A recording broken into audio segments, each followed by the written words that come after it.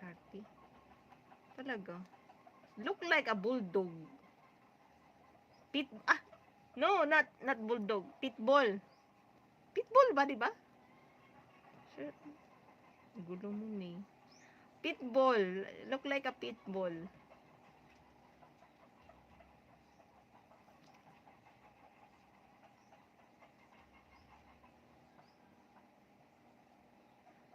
Okay. Now I know.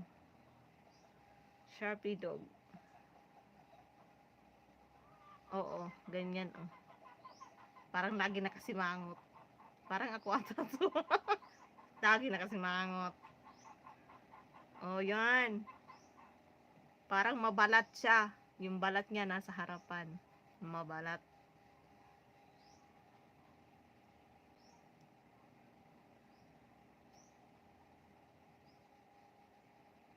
Look like a pitbull. Metallica version.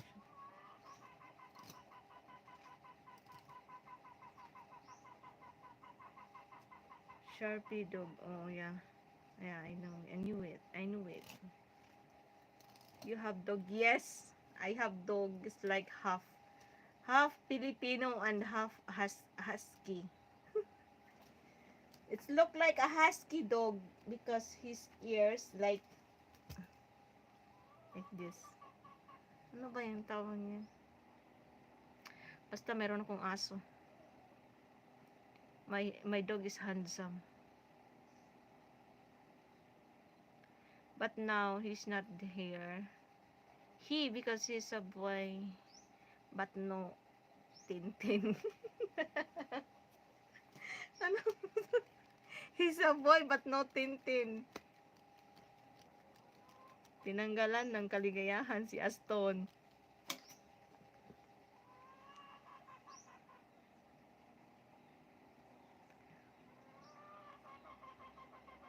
Nasa na naman. Ay nako, gumala na naman si Aston. Kumain lang siya kaninang tanghali. Nag-lunch lang siya dito sa bahay. Tapos, yun, umakyat na naman sa gate. Tumakas na naman. Matik yan.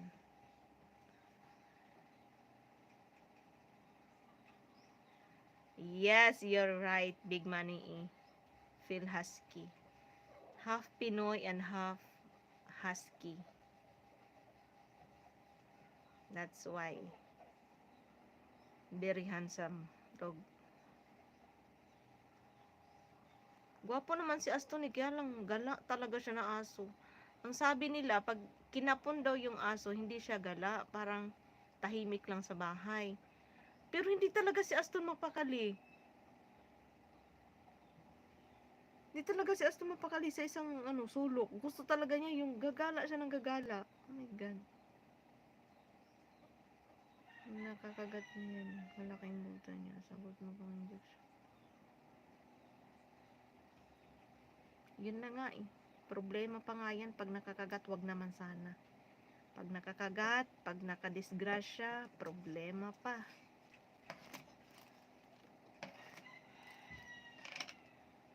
Totoo yan, Brupit. Pero malabo yan makakagat. Kaya mabait naman si Aston. You have kids? Yeah, I have one kid. New kid in town. Nagkalat na sana ng lahi si Aston. Ba't mo? Oo. Nakarami na sana yan ng, alam mo yun. Ewan kung ginawa nila. Ay, kinakot.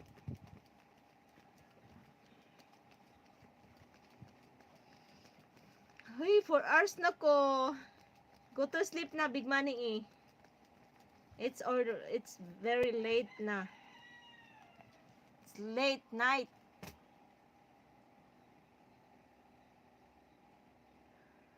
Masarap yatang Ewan ko lang. I don't have idea, Blupit. Masarap kung I don't have idea. Charot. Charot. Charot na maharot.